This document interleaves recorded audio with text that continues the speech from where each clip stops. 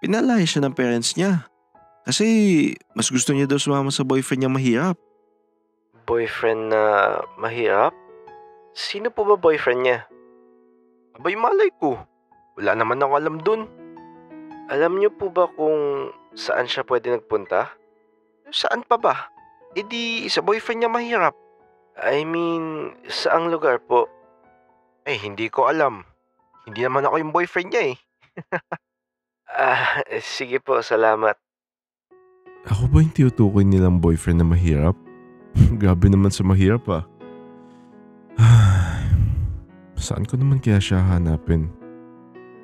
Jay, kumusta? Ha? Nakausap mo na ba si Kimiko? Hindi eh. Pinalayas daw siya ng parents niya. What? For real? Asan daw siya? Hindi ko alam.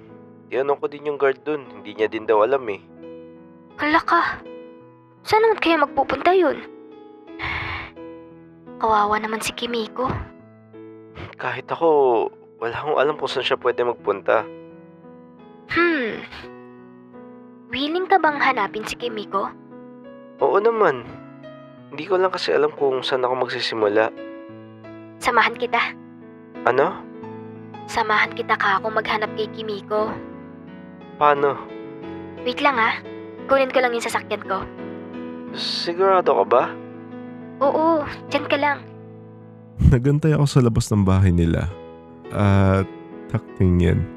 Bigla ba naman ako sinampal na kahirapan? Naka-Toyota Supra ba naman yung sasakyan niya? Uy, sakay na. Kotse mo? Oo. Angas. Pagkasakay ko ng sasakyan niya, syempre tahimik lang ako. Alam mo ba kung saan tayo pupunta? Hindi.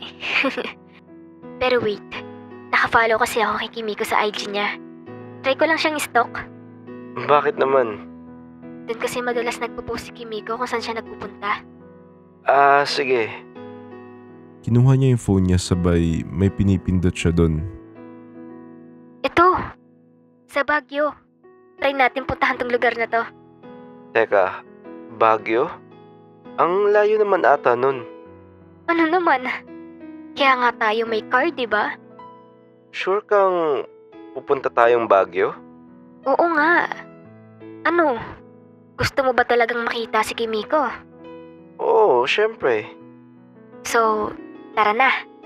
Sige, pero kasi nagtataka lang ako kung bakit willing kang tulungan akong hanapin siya. Ay, ganito kasi. Nung nakaraang linggo na wala ka, napansin kong tahimik si Kimiko. Alam mo yun, yung parang siyang pagod na ewan. Tapos, bihira lang din siyang pumasok. Syempre, na-curious lang ako kung bakit siya nagkaganon. Di nilapitan ko siya. Anong sabi niya? Ang sabi niya, nasa hospital daw yung boyfriend niya kaya bihira siya pumasok. Ano?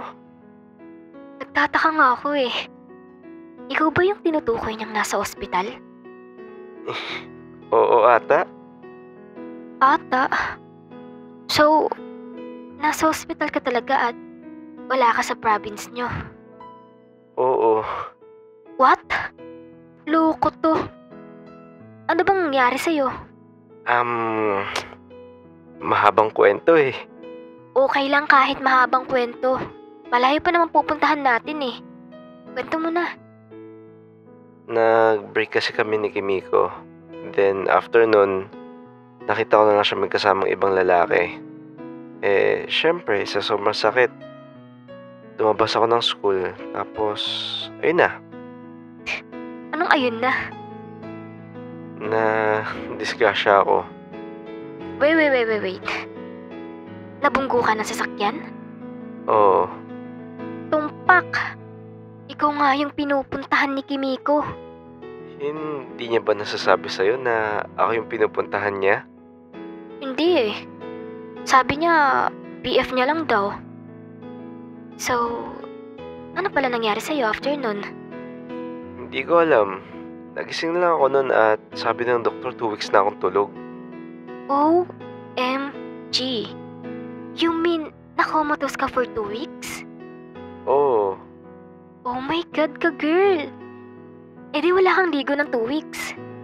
Tingin mo ba makakaligo pa ako nun? Nako.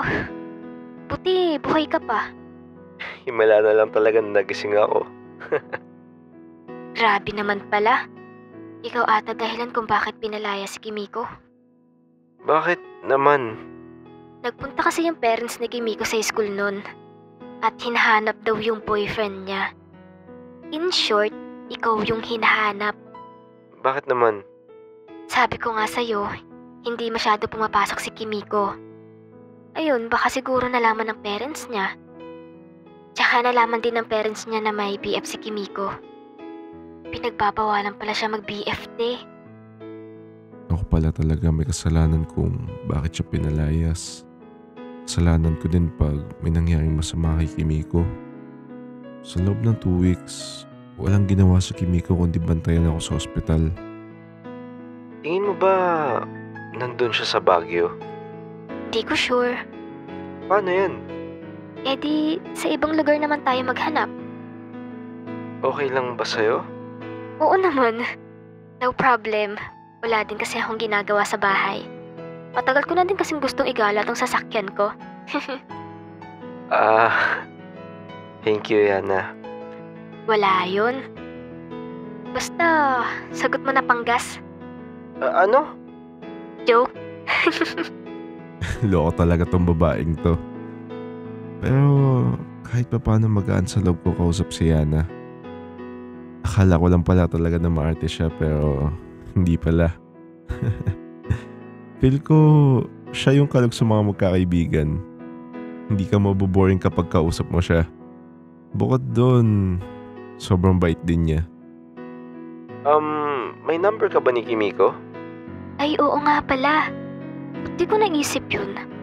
May number pala ako ni Kimiko. Talaga? Pwede ko ba hingiin? Sure, why not, Coconut? Bakit ka pala may number ni Kimiko? Hiningi ko. Nung wala ka kasi ako yung kausap niya. Kumbaga, pag malungkot siya, sa akin siya nagkukwento. Ano naman yung kinuwento niya? Mostly sa BF niya na nasa hospital. Pero hindi niya sinasabi kung sino. Di ko nga alam na ikaw pala talaga yun. Bakit di mo alam? Di ba nga, inamin niya nga sa'yo na naging kami? Oo. Eh, ang akala ko, nag-break kayo tapos ibang BF niya na yung tinutukoy niya. Ano pa ba mga sinabi niya sa'yo? Uy, gustong malaman. Ano? Kapag daw nagising yung BF niya, feeling daw siya magpakasal sa kanya. Ha? Totoo ba? Oo nga, kahit tanong mo pa. Akin na yung number niya. Tatawagan ko siya. Uy, excited. Oh, eto na. Kinuha ko kagad yung phone niya. Nagulat pa nga siya eh. Sobrang excited ko lang kasi siya makausap. Nanginginig yung kamay ko habang i-type ko yung number ni Kimiko sa phone. Gusto ko na siya makausap. Madami akong tanong sa kanya na siya lang pwedeng makasagot.